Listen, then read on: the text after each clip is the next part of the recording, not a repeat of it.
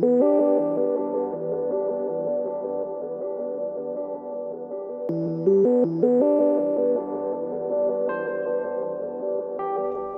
this is Joseph Carlson, and this is episode 117 of Gaming with Grief, and I'm calling this episode A Step Back. But I want to remind you guys that this podcast will hit my website, www.gamingwithgrief.com, Monday morning at 7 a.m. So you can go there, leave a comment, let me know what you think of the show. Or you can subscribe to the show on either iTunes or the Google Play Store. Go there, search for the Gaming with Grief podcast with Joseph Carlson. It's got a black background with smoke. I enjoy it. You can leave comments, stars, that kind of stuff, things you like. Or you can go to gwgpodfellows@gmail.com and write me an email directly. And you can find me on Twitter at JustLittleJoe. So the title of the episode is called A Step Back because I had an episode planned. It was going to be a follow-up to the Blizzard Activision episode last week. This is a follow-up to the Blizzard Activision thing next week, but there's so much about this story that keeps breaking over and over and over again. There's so much information, I couldn't condense it into 1 week. And I got some feedback from listeners. And by the way, really quick thing, thanks to everybody that's listened. I'm not a big podcaster, but I got a couple more hits on the SoundCloud information. They have like a back-end insights tab. And someone, hope I'm saying this right, from the Huddersfield, UK area is listening to the podcast, so thank you very much for that. And apparently someone in Tel Aviv listened to the podcast. I don't know if you're going to stick with it, but thanks. It means a lot. I know it's not hundreds or thousands of listens, but, everyone counts. So thanks for giving me a shot. I hope you continue to listen. Write me a line and stuff like I said before in the intro. But there was a lot. I got feedback from a friend of mine who listens to the podcast. We talked about the Blizzard Activision lawsuit. My friend Evan Carroll. We record a podcast together called The Grief of Politics. We wanted to talk about the lawsuit with Activision Blizzard because it has involved the law. It's, policy. We do macro stuff on states' rights and things before, and now we're doing this. And it kind of goes over into both spheres, between politics and grief. And I've always wanted to have Evan on the show. I wanted to have him on. I wish it was like under a better circumstance. But it was a good episode. But again, I got feedback saying, you didn't really go over the lawsuit. So that's totally true. So I dug in and did more research, and I have an update to the update that I did, I guess, last week of who is in and out. So basically, I was going to read the lawsuit page by page, but I discovered something on YouTube. I've seen an interview. I took tons of notes. There's a lawyer named Richard Hogue. I hope I'm saying his name right. He's from Michigan. He has his own YouTube channel called Hogue Law. That's the channel. His videos are called Virtual Legality. And in the virtual legality, he goes over things because he is a gamer and he's also a lawyer. So he went over in like an hour and 20-minute video. The video is called Virtual Legality is a channel. It's called, the first video I watched was called California versus Activision Blizzard, a legal look at the lawsuit. It's their episode 513, VL episode 513. Hogue Law was the author of it. Richard is reading through the lawsuit. It came out on July 22nd, 2021. I just want to direct you there because I was going to read the claim of the lawsuit, which was 29 pages, but Richard does that on the YouTube channel and really gives a lawyer perspective, in my opinion, being very fair, not really picking a side, saying, well, this will be difficult for the state of California to prove. This will be difficult for Blizzard to prove. There has been, basically the allegations are that Blizzard fostered an environment of sex discrimination, pay assignment, and promotion. And what they did is systematically make people, they looked at women getting the same job. Basically, it's an it's an anti-discrimination lawsuit. There is other claims in there. He goes over about 4 main claims. And what I'm going to do right now is I'm going to read over the lawsuit. So what it is that basically what he is saying is that, what the state of California is saying is Blizzard fostered this. They fostered this whole environment of whatever. So I'm just going to read the introduction of the lawsuit, and this was on the virtual legality thing. But I just want to say this. So this is what the state of California is basically saying, and it said. This is directly a quote from the lawsuit. It says, headquartered in California since the 1970s, where the nation's strongest anti-harassment, equal pay, and other equal employment opportunity protections exist for employees, defendants should be a safe haven workplace in the video game industry. Sexism has plagued the male-dominated game industry for decades, and increasingly so in recent years. Women and girls now make up almost half of gamers, but the gaming industry continues to cater to men, even in California. Activision Blizzard's double-digit percentage growth, 10-figure annual revenues, and recent diversity marketing campaigns have unfortunately changed little. Changed little. Defendants' compliance with California's broad workplace protection is long overdue. To enforce such compliance, the DFEH, the Department of Fair and Equal Housing, brings this government enforcement action seeking to remedy, prevent, and deter defendants' violations of the state's civil rights and equal pay lawsuit to vindicate the rights of defendants, female employees, and the public interest of the state of California. That's the first point. The second point, Activision Blizzard Incorporated is headquartered in Santa Monica. It is one of the largest video game developers and distributors with approximately 9,500 employees, with over 100 million players worldwide. It is considered a leading gaming platform in the Western world. The main complaint is, let's see here. I'm trying to skip ahead because I'm like scrolling down and trying to find.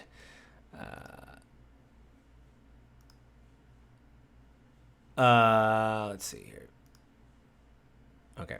Sorry, it's just there's a lot. I'm scrolling through this lawsuit. I had this stuff marked down, but it's all over the place. Okay, so it says right here, they go over the pay of like the executives and things like that in the lawsuit. And this again is on the Hogue Law video. He's reading through this. Hopefully you didn't hear the audio. I was trying to skip through it because he's got the lawsuit up and I'm reading from his screen who's reading the lawsuit. It's very Inception. Like anyway, this is a fourth point. Like I read over the first two. The third point is basically just a chart of pay, and they're trying to prove that men are making more than women in similar roles. He takes issue with that.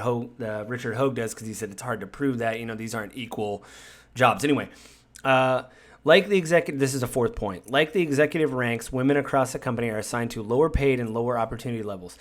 Female employees receive lower starting pay and also earn less than male employees for substantially similar work. Defendants promote women more slowly and terminate them more quickly than their male counterparts.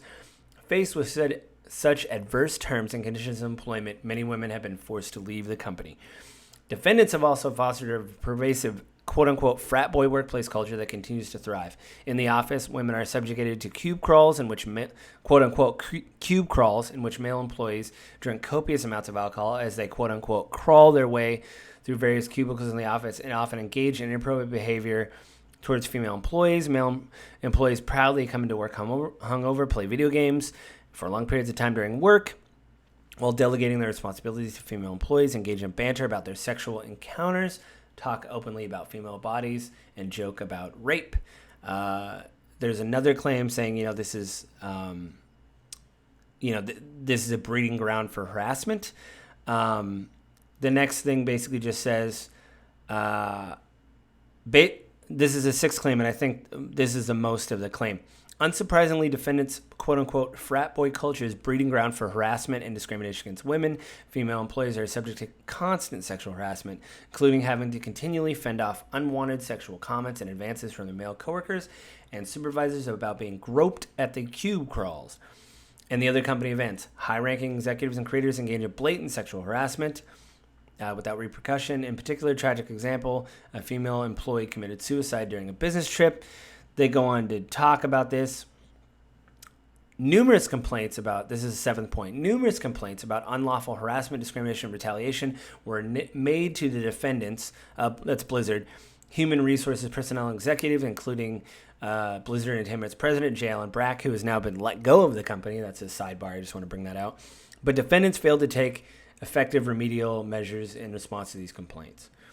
And then it says the plaintiff, DFEH, an agency of the state of California, brings this enforcement action against defendants in its prosecutorial role, seeking relief in the public interest for the state and for defendants' female employees, which are called the group. Pursuant to the authority vested in the DFEH under the Federal Employment Housing Act, they seek to remedy, prevent, and deter unlawful harassment, retaliation, and discrimination, specifically violating plead herein, including claims of sexual discrimination in terms and conditions of employment, including compensation, assignment, promotion, construction of discharge, termination, and so forth. So basically what they're saying is, in the lawsuit, that Blizzard is fostering this environment of just holding down every woman that comes to work for them. Richard does bring up that there's many anecdotes in this page, which doesn't help legally. They bring up the suicide, which you just heard about. There's another woman that says she tried to take vacation, but they had to write an essay what they were doing when they were taking vacation. They said these are anecdotes that don't look good, but the fact that California, although the burden's on California to prove these things, the fact that they've had so many people come forward and give these anecdotes that they believe they can prove this stuff in court.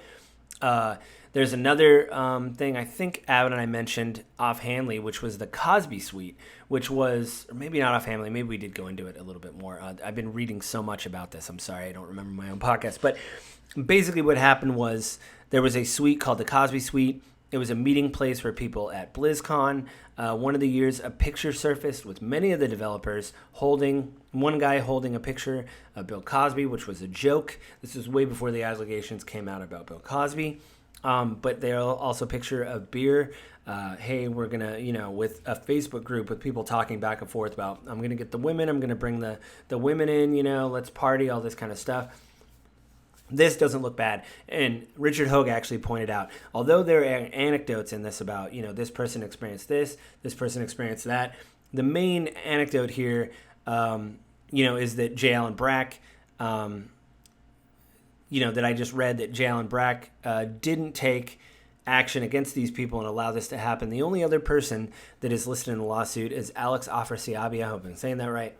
Well, he is in the picture of the Cosby Suite, kind of front and center.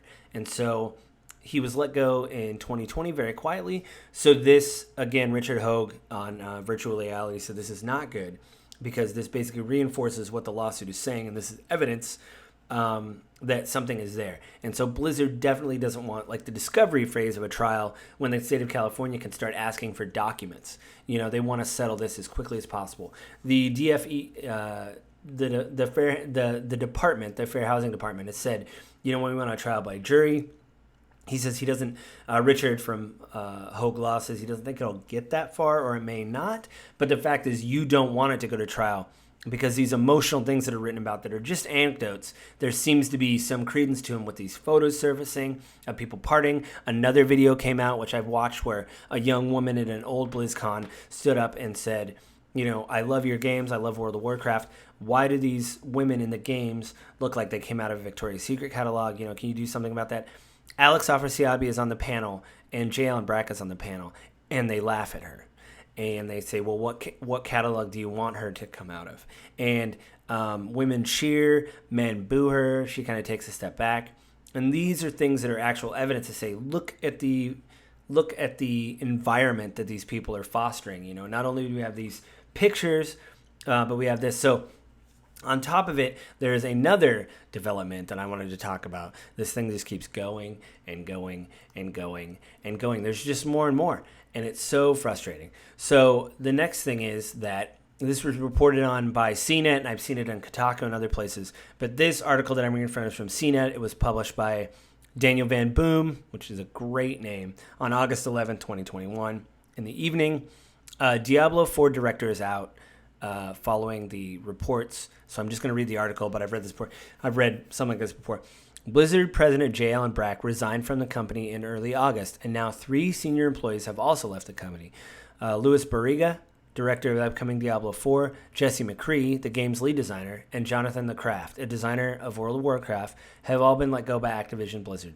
And the latest in what's been a tumultuous 3 weeks for the gaming giant, Activision Blizzard has been rocked by an explosive lawsuit in which the state of California accuses it of workplace discrimination against its female workforce. The suit, filed by the DFEH, argues that the company has a frat boy workplace and all this, we read that. The allegations did not take long to make an impact. Many employees have spoken out in support of claims. Over 2,000 signed an open letter calling for the action by the company, and a walkout protest was staged on July 28th. After initially rejecting many of the DFEH allegations, Activision Blizzard has said it will launch a full probe of its games, and its games will be changed to reflect values and diversity. On August 3rd, a disgruntled investor sued Activision Blizzard, arguing that the company misled investors. They're talking about the profit, how the employees reacted, how did they respond, what about the walkout.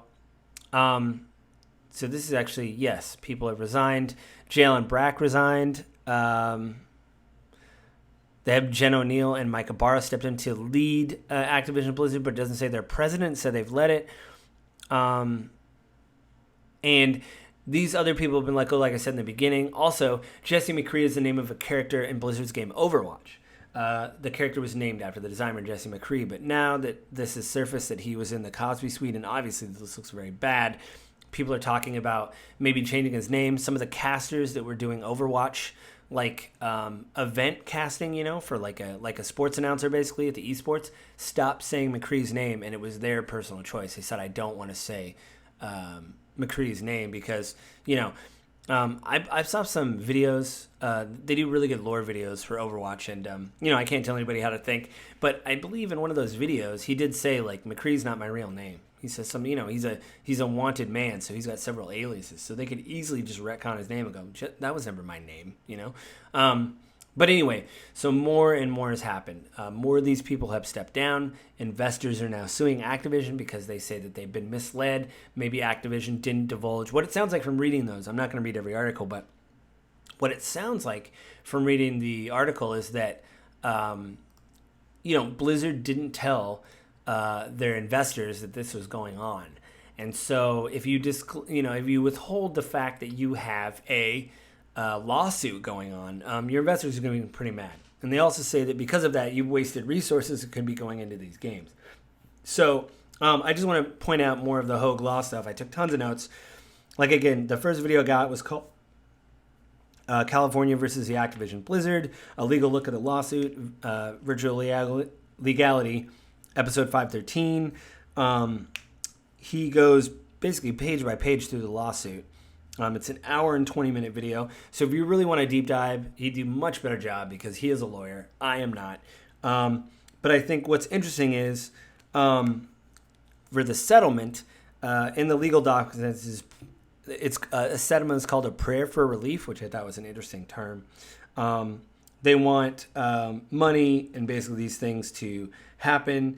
The allegations were sexual discrimination, pay assignment, promotion. And again, he wrote in the thing that he thought the anecdote part of the paper is kind of misleading because you can't really use anecdotes to try a case. You need facts. Hopefully enough people will come forward and release statements, he said. But obviously with these pictures coming out of the Cosby Suite and the screen grab of the people buying beer and saying, they're going to get as many chicks as they can, that obviously doesn't look as bad. And that's the second video watch called The Devil in the Details. Same virtual reality, Hogue Law. It was published on July 29, 2021.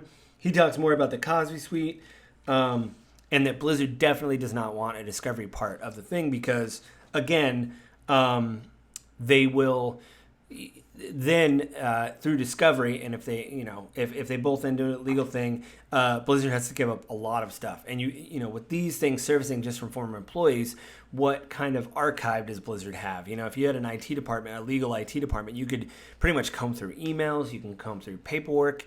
A lot of things leave a digital trail nowadays. So that would be bad for Blizzard. Also, a thing he pointed out, there was a law firm called Wilmer Hale that Blizzard said that they have Bobby Kotick, the CEO of Activision, said they have hired WilmerHale to look over their practices and see if they're, we want to review everything. We want everything to be fair. We don't want to discriminate. The problem is WilmerHale already works for Blizzard Activision. So telling the community that someone that already works for you is working for you. Hoag Law brought this up too. Richard brought this up. He said, it's, again, these companies do stuff like this all the time, but it looks bad when you take the same company that has been looking over your books for years to just look over everything again. It's not a neutral third party. You are, paying them. Of course, Activision Blizzard would have to pay the new company, but it is not a biased, nonpartisan, whatever. And people have also pointed out that WilmerHale has a track record of helping Amazon try to bust unions. So a lot of anti-union dissent. And so for them to bring in a law firm that has an anti-union slant to this, again, Av and I talked about this very little in the last video, but again, all this stuff was breaking and all this stuff was kind of coming out. This is an incredibly complex subject. It makes me not like Blizzard even more. I talked with Avin last week about, there hasn't really been a Blizzard game that has spoke to me in a while. But there's tons of alternatives out there. In the next episode, I talk about what to do as a gamer. I will say this. Every research you do, if you play a game and you want to really, I'm not telling you how to do this, but my thing is maybe I give money to a game union, a game unionization firm, or maybe a person of color charity. There's a lot of people at Blizzard giving out like a lot of charities. You can go to their page. It's like support Activision Blizzard Walkout. There's a lot of charities that the employees themselves are recommended giving money to. So I'm going to do that. But also, if you just say, listen, I don't know who to give money to. I don't know if this is going to the right place. I still like games, and I don't want to support Blizzard, which is totally your right. There's a lot of alternatives out there. Overwatch is a very polished game. It's a hero shooter. You have different ability. You have different ultimates, blah, blah, blah. It's a good game. But years ago, I started playing a game called Paladins, which is by Hi-Rez Studios. Now that studio is actually broken each studio into like a different subdivision so they can focus on the one game. I believe it's Evil Mojo that runs Paladins. But it is a hero shooter set in a fantasy realm instead of the super futuristic whatever of Overwatch. And if you played Overwatch like I did just a little bit, Paladins will feel somewhat familiar. The characters have hero abilities like teleporting, like, there's a heavy, but there's a battle pass. Every hero is free. You can earn in-game money to unlock each hero. There's been several weeks since I've logged into Paladins, and every hero is unlocked, so you can try them out. So you can be like, I really like this person. Hey, and it just so happens that I have enough in-game currency from just playing that I can unlock this character at a discount. Again, every character doesn't break the game. They're balanced very clearly, and it's just an alternative. So if you don't want to play Overwatch and you don't want to support Blizzard, try Paladins. It's free to play. And one thing I'll shout out to Paladins, when I was playing it, like any new game you start playing, it's been a while since I played it, but you get into it, I start reading about it. They do a really interesting thing with their game engine, which I was reading about. Digital Foundry, who's amazing and does these amazing tests on games. I recommend Digital Foundry. But what they did a test of the engine for Paladins, and what they found was it's crossplay between Switch and Xbox. And what it does is on the Switch, obviously you can't get the fidelity up like you can in Xbox, but their engine scales based on your connection. So your connection stays at 60 frames a second, so you're as twitchy as possible, but the resolution may go down. Now, a lot of people are like, I want to play a grainy game. It's like, well, I don't either, and I've actually experienced that when I was playing on my Switch. But the thing that made it amazing was I didn't feel like the game was lagging out and I was not getting kills because of the lag. I was not getting kills because people got me before I got them. And that's kind of the feeling you want out of a game, Anyway, that's just an alternative if you don't want to give Blizzard money. And I'm not saying you have to boycott Blizzard. I'm just saying if you want to try something new, it's free to play. Overwatch, there's a box price. There is a battle pass to Paladins, but you don't have to get it. I did it once because I just really got into the game for like a month and I was spending so much time playing it. I thought it was worth $10. What else? So if you don't like Diablo and you maybe you're like, man, I don't want to play Diablo, but I like that isometric, whatever. Try Torchlight 2. That's a great kind of colorful, isometric dungeon crawling. It's basically got the bones of Diablo not done. by Diablo.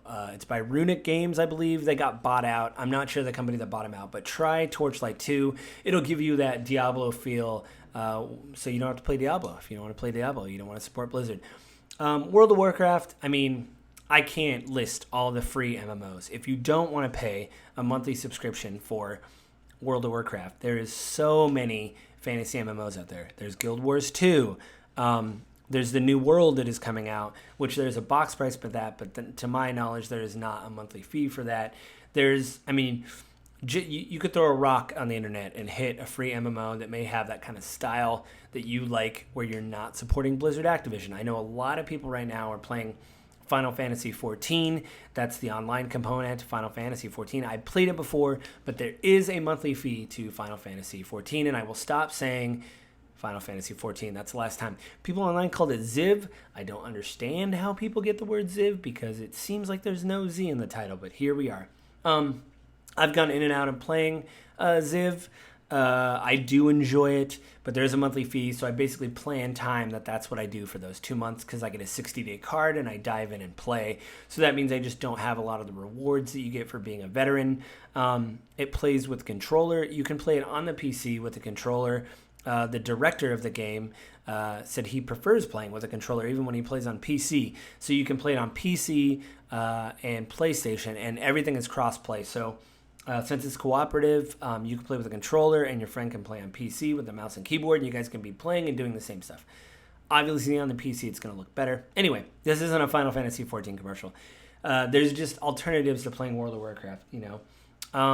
And I think that's it, guys. So, again, the story develops more and more. Next week, I will talk about what you can do as a fan of games themselves to, just kind of make a choice. Do you want to support Blizzard? Obviously, everybody has the right to defend themselves and have their day in court. I hope these allegations aren't true, but, hopefully hopefully there's some changes. They've already made some changes, but I hope they make more. So I think that's going to do it this week, guys. Just remind you, this podcast will have my website, www.gamingwithgrief.com, Monday morning at 7 a.m. Go there, leave me a comment, let me know what you think of the show. Or you can go to gwgpodfellows@gmail.com. Write me an email there, stuff like that. Let me know what you think of the show. Or you can subscribe to the podcast on Apple iTunes, on the podcast app, or Google Play Store. Go there, leave me the stars, the likes, subscribes, all that kind of stuff. Or you can find me on Twitter @JustLittleJoe. Go there, let me know what you think.